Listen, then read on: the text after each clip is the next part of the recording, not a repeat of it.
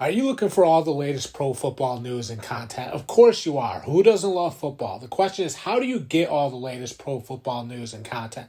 There's so many different pro football podcasts on the internet. Which one do you choose? Which one is the right fit for you? Well, you go with the Cross the Middle Show, one of the fastest growing football podcasts out right now. Over the past year, we've climbed the Spotify rankings, become a show you have to listen to if you're a football fan. Find out the Ravens will go all the way with Odell Beckham Jr., find out the Eagles did enough to make it back to the Super Bowl.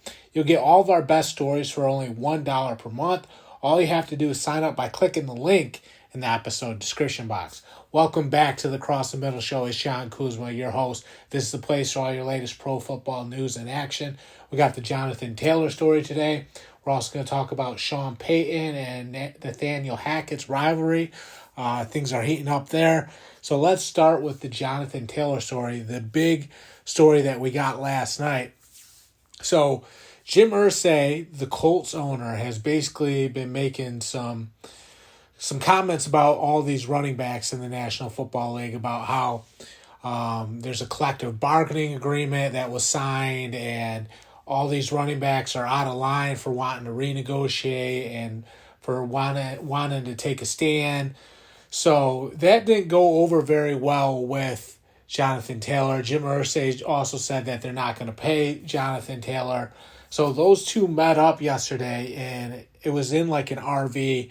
So it was like a motorhome type thing that Jim Irsay had at Colts training camp. Jonathan Taylor went and met with Jim Irsay in the RV. Those two were trying to hash it out. Well, right after that meeting ended, we got news that Jonathan Taylor basically requested a trade request. It was an official trade request at that point. So Jonathan Taylor made it clear that he wants to leave the Colts. He wants to be traded. He wants that to happen immediately. I also thought it was very telling that this happened right after that meeting happened. So obviously that meeting didn't go very well. Whatever Jim Irsay said to Jonathan Taylor didn't resonate. And in fact, probably struck a nerve with him. It didn't go over well. It's safe to say that. Otherwise, Jonathan Taylor wouldn't be requesting a trade. So for that all to happen so quickly, for this whole situation to just completely fall into a downward spiral to the point where Jonathan Taylor wants out, doesn't want to be a Colt anymore after 3 great seasons. I know last year he's a little banged up, but still, if you look at his complete body of work over those 3 years, extremely productive, a great player, a great running back, someone that deserved to be paid. And just another case of one of these running backs not getting what they deserve. This one was tough, but for Jim Irsay to speak out publicly against one of his own players, I think he thinks he's doing the team a favor by not paying a running back and not getting trapped into that contract where, it would hold the team back, because we've seen that happen with some of these teams. You look at, the Cowboys were held back a little bit about with Ezekiel Elliott's contract. You look at the Rams with Todd Gurley. We've seen teams be held back when they pay a big contract to a running back. I think that's what Jim Irsay thinks. He doesn't want to cause the Colts any harm by paying Jonathan Taylor. At the same time, Jonathan Taylor is, the best offensive weapon on the Colts. I mean, he's amazing. And what he brings to that team, the spark that he provides for that team, to just take him out of the equation, I mean, that's a bold move. And it's probably not a smart move by the Colts. So Jim Irsay completely blowing things up and ruining things with Jonathan Taylor. I don't know if that's a great move by Jim Irsay. Jim Irsay is an owner that, took over the team. His father owned the team. So for him to take over the team and, try to do his best, he's a very vocal owner. He tries to be involved in a lot of things. Well, this one kind of backfired a little bit. It kind of blew up in Jim Irsay's face, because now Jonathan Taylor wants out, doesn't want to be a Colt.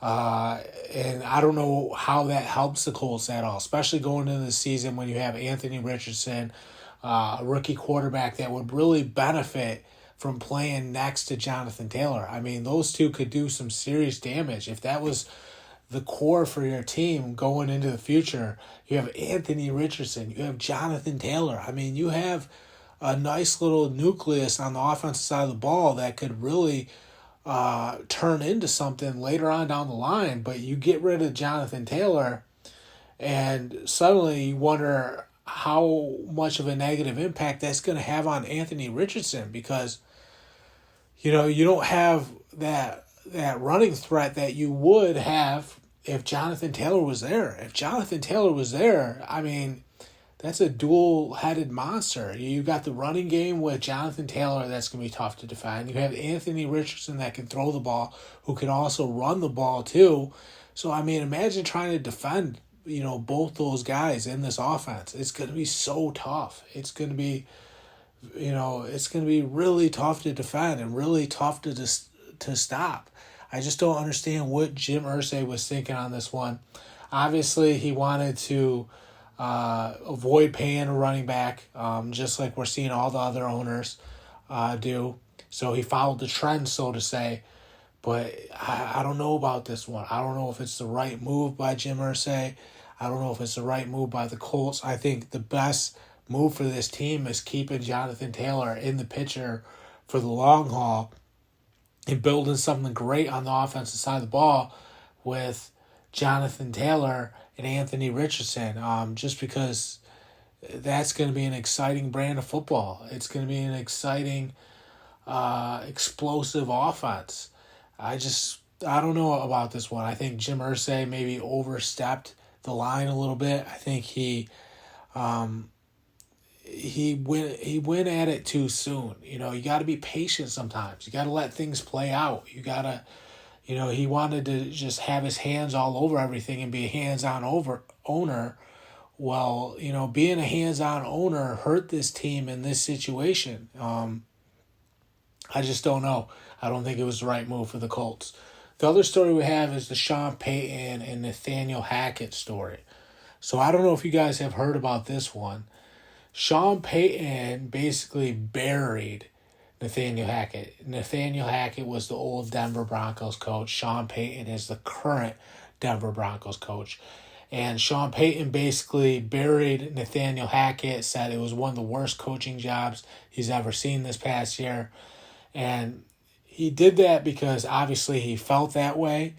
But Aaron Rodgers thinks that Sean Payton did it for another reason.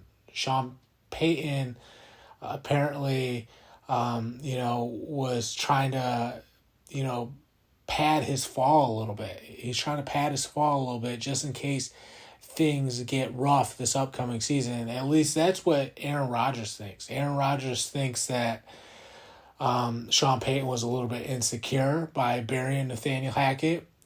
Aaron Rodgers thinks Sean Payton was bracing himself for a fall just in case things don't go the way they're supposed to go this upcoming season. Because remember, the Broncos are in a tough AFC West. You got the Chiefs, who are the Super Bowl champions. You have the Chargers, who are more talented.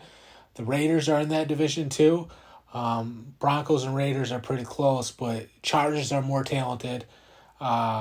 Broncos are behind the ball a little bit. And we know the Chiefs, we know how good they are. Aaron Rodgers is mad. Aaron Rodgers basically called out Sean Payton, said, keep my coach's name out of your mouth. Aaron Rodgers basically said, Nathaniel Hackett's one of my favorite coaches I've ever worked with. They have a great relationship, said he's a great family man, makes the game fun, said his approach to football keeps everybody relaxed and poised because everybody's having fun and, they just have a great approach to the game. So Aaron Rodgers did not like the comments that Sean Payton made at all. And he thought it was immature. He thought it was a shallow move by a coach burying another coach. And remember, the Broncos and the Jets meet up in Week 5 this upcoming season. Circle that game on your calendar, Week 5. Because the Broncos and the Jets are going to meet up. And this game has everything you're looking for now. Because, Sean Payton basically took those shots at Nathaniel Hackett, the old Broncos coach. He's now the offensive coordinator for the Jets. Aaron Rodgers got involved. He's basically pushing back against Sean Payton, saying you accomplished a lot in this league. There was no reason for you to say those things about another coach. Circle this game on your calendar because I know the Jets are probably favored to win, but it's going to be chippy. It's going to be fun. It's going to be fun to watch. Aaron Rodgers is going to be talking some trash. I promise you that. Sean Payton might be humbled in this game. He could be sitting on the sideline not saying much with his foot in his mouth because he set himself up for failure a little bit. He gave the Jets locker room material, which is a big no-no if you're a coach. It's a big no-no if you're a player, let alone a coach. A coach is supposed to be smarter than that. The good news is Sean Payton is very talented. So the Broncos are going to be much better. He knows how to win in this league. He knows how to coordinate an offense. They're going to be so good offensively. It might be closer than we think. And maybe the Broncos do pull off a miracle and upset the Jets. How crazy would that be if Sean Payton backed it up and the Broncos beat the Jets? Then it's going to be the complete opposite. Sean Payton's going to be animated on the sideline. He's going to be talking trash. He's going to be full of swagger. I mean, that's why we have to watch this game. That's why this game has to be circled on our calendars because it could go either way. Maybe Sean Payton does put his touches on the Broncos and they do make a big gain, especially on the offensive side of the ball because he is so good at what he does. And if that happens, the Jets are clearly more talented, but, having a great coach, look what it did for the Saints for all those years. I mean, only one of these two coaches, you got Sean Payton on one side, Nathaniel Hackett is the offensive coordinator on the other side. Only one of those coaches has won a Super Bowl. Robert Saleh, the head coach of not the 49ers, the head coach of the Jets. It's Robert Saleh and Nathaniel Hackett as the Jets coaches. Robert Saleh came from the 49ers. Robert Saleh hasn't won a Super Bowl as a head coach. Only one guy has out of these three coaches. That's Sean Payton because Sean Payton is that good. So if Sean Payton wants to talk trash at the same time, he's backed it up more than anybody. All I know is this game is going to have some fireworks. I know Aaron Rodgers is going to be heated. Remember what Aaron Rodgers said to the Bears? I own you guys. I think this game is going to be another game where we see Aaron Rodgers really be cocky, really try to stick it to the Broncos. I think the Jets are going to try to run the score up on the Broncos if they do get ahead. They're going to try to blow their doors off and send a statement. Robert Saleh might try to reel it in a little bit because he wants to be a coach that's known for doing the right thing. At the same time, Nathaniel Hackett, Aaron Rodgers, the rest of the guys in that locker room, they want to blow the Broncos' doors off for what Sean Payton said about Nathaniel Hackett. We'll see what happens there. It's interesting because you usually don't see a coach talk like that. And Sean Payton said, I had my Fox hat on. Remember, he was doing commentary for the network this past year when he was out of football. So that's why, we're going to see if Sean Payton, can back it up and, put his money where his mouth is and really, put his touches on this team, put his touch on this team and really help them figure it out on the offensive side of the ball. Remember, they got Russell Wilson. They got some playmakers, Cortland Sutton, Jerry Jeudy. There's some talent there, but they're going to have to iron out the wrinkles and bring it all together to make sure it all works out, to make sure, that offense is at least functioning, because last year it really wasn't functioning like it was supposed to. Nathaniel Hackett did make some bad decisions. Remember when he kicked that long field goal?